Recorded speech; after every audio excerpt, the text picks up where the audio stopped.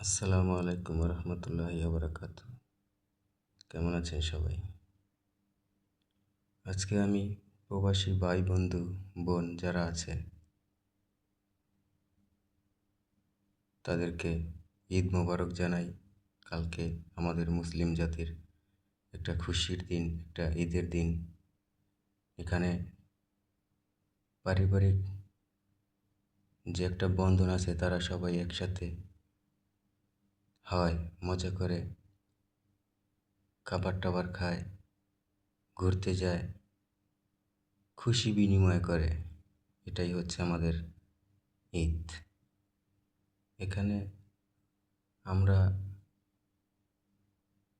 কষ্ট করে যে যেখানেই থাকি চাই পরিবারের কাছে যেতে, তাদের সাথে ঈদ কাটানোর জন্য। আমরা ঠিকই পরিবারের সাথে ঈদ কাটাই, মজা করি, সব কিছু করি, কিন্তু ওদিকে যারা প্রবাস জীবন পার করছে, প্রবাস নামে জেলখানা, তারা নিজের সাথে যুদ্ধ করে প্রত্যেক সেকেন্ড নিজের সাথে বোঝাপড়া করে আগের দিকে যায়। তারা হচ্ছে জীবন বিসর্জন দেওয়াকারী এক অন্তর্ভুক্ত লোক। নিজের শখ, বিলাসিতা, পছন্দ অপছন্দ সব ত্যাগ করে পরিবার, দেশের সুখের কারণে তারা প্রবাস জীবন পার করে, বিদেশে কাজের সন্ধানে পাড়ি দেয়। তারা প্রকৃতপক্ষে বাস্তবতার হিরো, দেশের হিরো, বাস্তবতার হিরো। কারণ তারা দেশের একটা শক্তি, দেশের অর্থনৈতিকভাবে প্রবাসী যারা আছেন সবাই এক একজন যোদ্ধা। তারা বিদেশ থেকে ইনকাম করে ডলার বাংলাদেশে পাঠায়। কাজেই আমাদের দেশে সরাসরি ডলার প্রবেশ করে রেমিটেন্সের মাধ্যমে। আপনারা অনেক কষ্ট করেন, দেখা যায় অনেকের কাজ এরকম, নিজের রান্না করে খেতে হয়, এরকম জায়গায় অনেকে কাজ করে।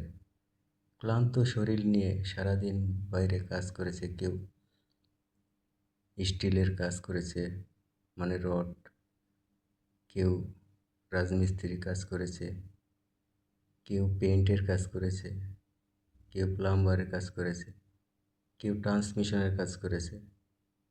সবাই তো আর এসির মধ্যে ঘরের মধ্যে কাজ করে না। কাজ অনেকেই কষ্টের মধ্যে পড়ে, যেটা সহ্যের সীমা অতিক্রম করে যায়। এত কষ্ট কাজও প্রবাসে আছে, যে কাজ বাংলাদেশে করলে বাংলাদেশেও 3,000 টাকা হাজিরা দিবে। এত পরিশ্রমের কাজ।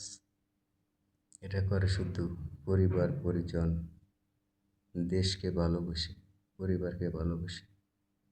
এত বড় বিসর্জন তারা দেয়। এর জন্যই আজকে আমার, কালকে আল্লাহর দিন শুরু হবে ঈদের খুশি দিয়ে। এই খুশিটা প্রবাসীর সাথে ভাগাভাগি করার জন্য আজকে কিছু কথা বলছি। আমি আপনাদের সর্বক্ষণ, সবসময়, সর্বোপরি আপনাদের মঙ্গল কামনাই করি, যারা প্রবাসে আছেন। কারণ তাদের অন্তর অনেক বড়, যে নিজের জন্য শুধু কষ্টই করে, পরিবারের জন্য, বাবা মা ভাই বোন আত্মীয় স্বজন সবাইকেই সে দেয়, সবার চাহিদা পূরণ করে, আবদার পূরণ করে। অথচ নিজে সে অনেক কষ্ট, যেটা কাউকে বুঝতে দেয় না। কাজ করে এসে জামা কাপড় কাচা, রান্না বান্না করা, খাওয়া, আবার সেই মুয়াজ্জিন আজান দিলেই ডিউটির জন্য প্রস্তুতি নিতে হয়, সীমিত পরিমাণ রেস্ট। এত কষ্ট করেও বাংলাদেশের মানুষের জন্য তারা টাকা পাঠায় খাওয়ানোর জন্য। যে দল করুক সেটা দেখার বিষয় না, এখানে শুধু প্রবাসী দেখার বিষয়। কারণ যদি কেউ আওয়ামী লীগও করে বিদেশে বসে, সে দল হিসেবে ভালোবেসে দল করে, সে কোনো দান্দা করার আশায়, কোনো খাওয়ার আশায় সে দল করে না, কারণ সে নিজেই একজন টাকার মেশিন। তাহলে সে দলকে ভালোবেসে ভোট দেয়, সেটা তার গণতান্ত্রিক অধিকার। আর সেটা তার সেই গণতান্ত্রিক একজন ভোটার সম্মানিত, কারণ সে একজনকে ভোট দেয়, সে কোনো স্বার্থের বিনিময় দেন, তাকে পছন্দ করে গণতান্ত্রিক হিসেবে, বহুদলীয় গণতন্ত্র সেই হিসেবে। রাজনৈতিক হিসেবটা আলাদা, কিন্তু প্রবাসীর হিসাবটা আলাদা। প্রবাসী যারা আছে যে দলেরই হোক, সবাই আমার প্রিয়, আমার বন্ধু, ভাই, বোন, যা হোক, মা, বাবা, যা হোক, আমার সব পরিবার, আমি তাদের পরিবারের অন্তর্ভুক্ত। আপনারা সর্বোপরি আল্লাহর উপরে ভরসা করে চলবেন। আমাদের কথা চিন্তা করতে হবে না, আমরা বাংলাদেশে পরিবার পরিজনের সাথে থাকি, আমরা ভালোই থাকি। আপনারা একা থাকেন, বিষণ্ণ জীবন পার করেন, সেখানে আপনারা আল্লাহর উপরে ভরসা করবেন। যার কিনারায় আল্লাহ থাকে তার কাছে আর কাউকে দরকার হয় না, যথেষ্ট একজনই, আল্লাহ পাক। কাজেই আপনারা নিজেরা নিজের পার্সোনাল অ্যাকাউন্ট করে সেখানে কিছু টাকা আপনারা সঞ্চয় করবেন। পরিবারকে তো দিবেনই, কিন্তু এটা ব্যক্তিগত আপনার নিজের জন্য। আমাদের চোখে অনেক ঘটনা আছে, সব সম্বল সবার চাহিদা পূরণ করেছে, সে চাহিবার মাত্র দিতে বাধ্য হয়েছে, কিন্তু 5 বছর, 7 বছর, 10 বছর সে বিদেশ পার করে এসে বাংলাদেশে এসে থেকে তার কিচ্ছু নাই, সব শেষ। বাবা বলে বোন বিয়ে দিছি, বাইরে দিছি, সেই করছি, মেহমান আসছে খাওয়াইছি, সব কিছু হিসাব কি আমি দিতে পারবো তোরে? তোর টাকা এদিক ওদিকে খরচ করে ফেলাইছি।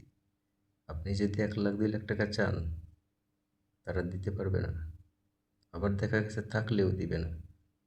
কাজেই নিজের জন্য আগে একটা আলাদা ফান্ড তৈরি করবেন। যেহেতু আপনারা নিজেরা উপার্জন করেন, আপনাদের উপার্জন যদি 10 জন খায়, সবাই যদি আপনাদের টাকা দিয়ে বিলাসিতা করতে পারে, মাছ মাংস খেতে পারে, স্যান্ডেল কিনতে পারে, বাইক কিনতে পারে, আপনারাও নিজের জন্য কিছু টাকা রাখতে পারবেন। নিজেদের যা মন চায় তা খাবেন, আগে নিজে খাবেন, ভালো পুষ্টিকর খাবার খাবেন, শরীর সুস্থ রাখবেন। এটাই কামনা করি যে আপনারা সবসময় ভালো থাকেন। কালকে ঈদের দিন, সবার জন্যই দোয়া রইল। আল্লাহ পাক সবাইকে ভালো রাখুক, হেফাজতে রাখুক, আমাদের মাঝে আবার সবাইকে ফেরত আনুক, এটাই আল্লাহর কাছে চাওয়া। আপনারা যাই যা করেন, কখনো কষ্ট চেপে রাখবেন না। কারো না কারো কাছে, যাকে আপনার ভালো লাগে, নিজের মনে হয় তার কাছে প্রকাশ করবেন, তাহলে আপনি হালকা হবেন। যদি কষ্ট নিজের মধ্যে আজীবন চেপে রাখেন, যেই যে বিষয়টা নিয়ে আপনি কষ্ট চেপে রেখেছেন, সেই বিষয়টা আর কোনো দিন সমাধান হবে না, সেটা ওভাবেই রয়ে যাবে অসম্পূর্ণ। আপনি যদি বলেন কষ্ট চেপে না রেখে, তাহলে সেটার সমাধান হতেও পারে। ভালো থাকবেন সবাই আমার প্রিয় ভাই বন্ধু। ভিডিও অনেক লম্বা হয়ে যায়, এত সময় কারো কাছে অনেক সময় থাকে না, ব্যস্ততা থাকে এত লং ভিডিও দেখার মতো, এত অনেক কথা একসাথে শোনার মতো। কাজেই সামনের দিকে আবার নতুন ভিডিওতে কথা বলবো। ভালো থাকবেন সবাই, সবার জন্য দোয়া রইল, শুভকামনা রইল।